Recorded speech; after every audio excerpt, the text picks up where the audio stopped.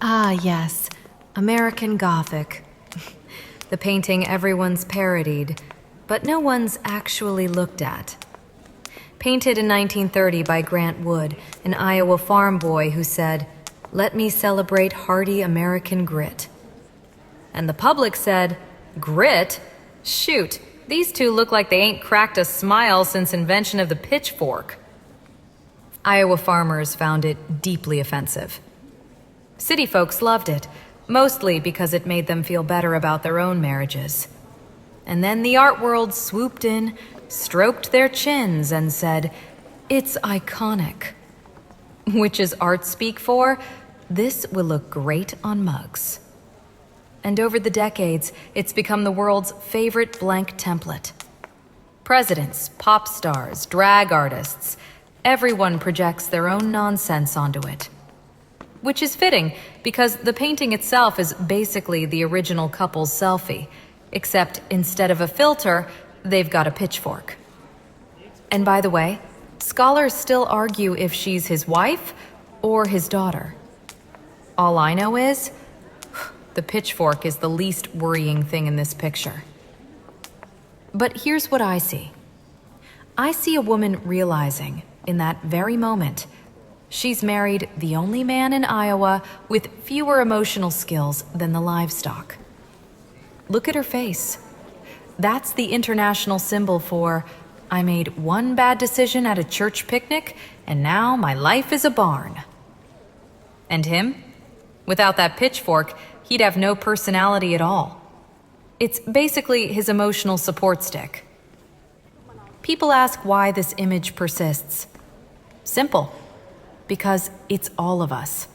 Stiff, awkward, trying to look respectable while quietly screaming inside. Anyway, love the painting. Hate the relationship. But then, who am I to talk? I married a man once whose only emotional register was airplane safety demonstration. But that's another artwork. I give it 5 stars. Because it's basically my wedding photo. Oh, applause?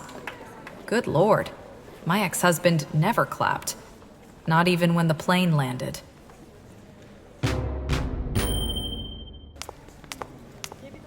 Ah, yes, the persistence of memory. Or, as I call it, time's having a breakdown and took the clocks with it. And yes, it's small. Not much bigger than a laminated lunch menu. But so is a wasp, and that doesn't stop it from ruining your afternoon. What do we see? A barren dreamscape, clocks melting like brie in a microwave, a limp creature in the middle. Possibly a duck? Possibly Dalí's lunch? It's all very drippy. Now, context. Dalí painted this in 1931, just after lunch and possibly during a nap. He was dabbling in Freudian theory, which means everything here is probably about his mother, his fear of impotence, or both. Probably both. He claimed the melting clocks were inspired by camembert cheese, proof that dairy can be both delicious and psychologically destabilizing. And finally, my judgment. It's brilliant. It's disturbing. I give it 5 stars, because nothing says emotional maturity quite like a floppy clock. Applause in a gallery? Bold. Let's hope the curators don't confiscate your enthusiasm. Oh yes, the 10 largest, painted in 1907, when Picasso was still fiddling with his blue period and everyone else was painting horses. Hilma said she was guided by spirits. Amaliel, Ananda, Gregor. That's right. These paintings were actually spiritually outsourced. She believed the world wasn't ready for her work, so she locked it in a cupboard for 20 years after her death. And she was right. The world wasn't ready. It still isn't. Well done, Hilma. You invented abstract art before the boys, and didn't even brag about it. I'd have haunted the lot of them. 10 feet tall. They make you feel like you've just been reborn. In pastel. It's all about the stages of life. Childhood, youth, adulthood, old age. Or, as I call them, cute, stupid, exhausted, and invisible. Still, after a century of men taking credit, Hilma finally got her moment. No rush, eh? I give the whole thing 5 stars for spiritual girl boss energy. Oh, stop. You'll wake the spirits.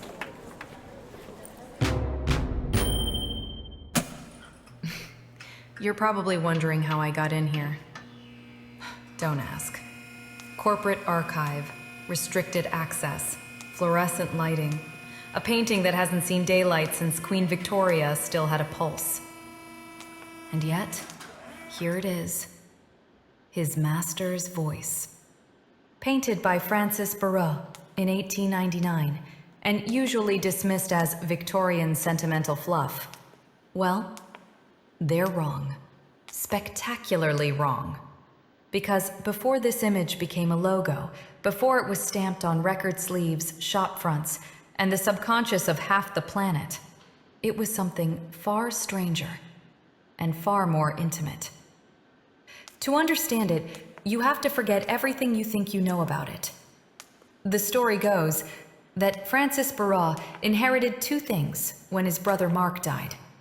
A dog named Nipper, and a wax cylinder phonograph containing a fragile recording of Mark's voice. And Barraud noticed something unsettling.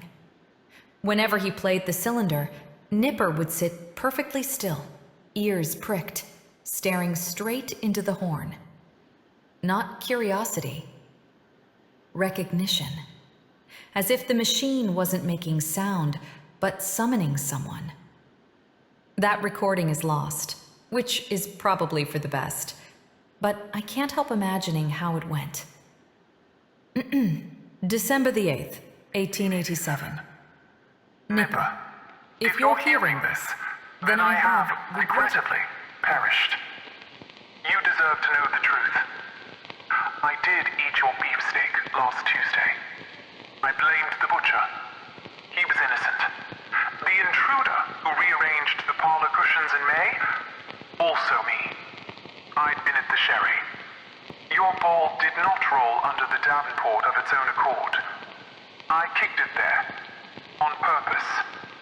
You'd been squeaking it for 3 hours, and I snapped. And finally, you are a very good boy. The best boy. Far better than I deserve. Please forgive me. Your master. That moment, that is what Barraud painted. Not a mascot, not a brand asset. A living creature confronted with the impossible. A human presence without a human body. For the first time, technology allowed the dead to speak. And a dog understood it before we did. This painting doesn't sell a gramophone. It sells a promise. That maybe we don't lose the people we love entirely. That something of them can linger, crackle, breathe. That isn't kitsch. That's myth. And look at what happened next. Like the Mona Lisa, like American Gothic, this image escaped its maker. You can show it to a child in Tokyo, a grandmother in Lagos, a teenager in Sao Paulo. They know it. Even if they've never seen the painting. Even if they've never heard of Francis Barraud. It became visual shorthand for music, for memory, for nostalgia itself. Very few artworks manage that. To dismiss it because it became commercial is academic snobbery at its most self-satisfied. Art does not stop being art just because people like it, or reproduce it, or put it on absolutely everything. So yes, I'm standing in a storage room, staring at a dog listening to a dead man's voice through a brass horn. And I give it 5 stars for being the unacknowledged ancestor of pop art. A work built on repetition, mass reproduction, and media saturation. Punished not for being shallow, but for being too early, and far too sincere.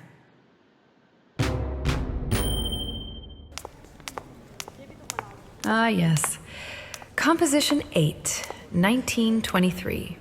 Kandinsky's 57, exiled after the Russian Revolution, when art was meant to serve the state, not the soul. The man who once painted wild spiritual storms now finds himself in Germany at the Bauhaus, surrounded by architects with clipboards. They've traded emotion for geometry, passion for precision, and he's trying desperately to fit in. He used to believe color could sing.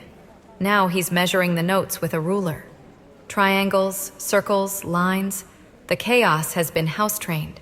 You can almost feel him saying, "If I can't control the world, maybe I can at least organize it."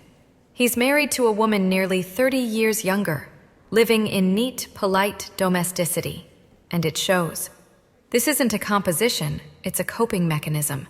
All that passion flattened into polite applause for order.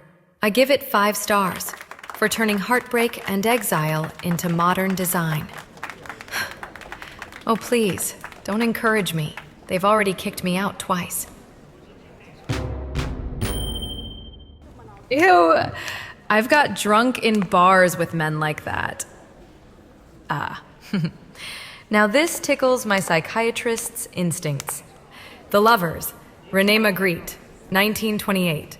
They say his mother drowned herself and was found with fabric over her face, which might explain why he never painted cheerful picnics.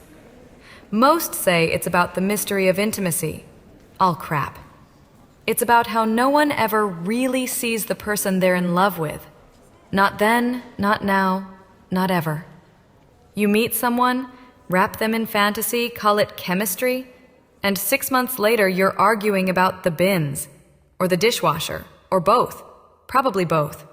Magritte painted this nearly a century ago. Nothing's changed. We've just swapped the cloth for an Instagram filter. I give it 5 stars for honesty. And for oxygen flow, 0.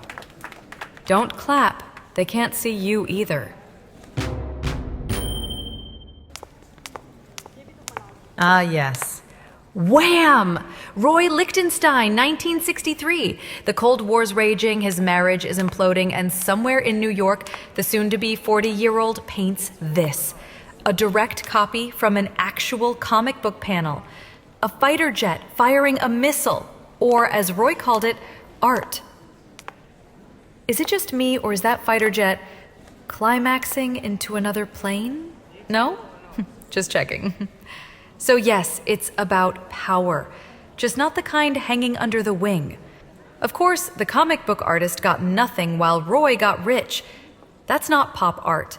That's smash and grab in primary colors. Critics said it captured the spirit of the 60s. Youth, optimism, courage. Really?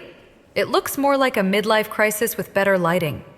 Roy said he wanted to show emotion in an impersonal way. Translation? My life stinks, but at least I found sanitizer gel. And that's the thing. It's all so clean. No blood, no mess. Just murder that matches your curtains. I give it 5 stars for making plagiarism go wham! And for making carnage look this collectible. And for making divorce look this dynamic. And for inspiring one of the greatest ever pop duos. Because nothing says artistic legacy quite like 2 lads in white shorts singing Club Tropicana. Art historians have opinions. I have better ones. Like, subscribe, whatever it is you people do.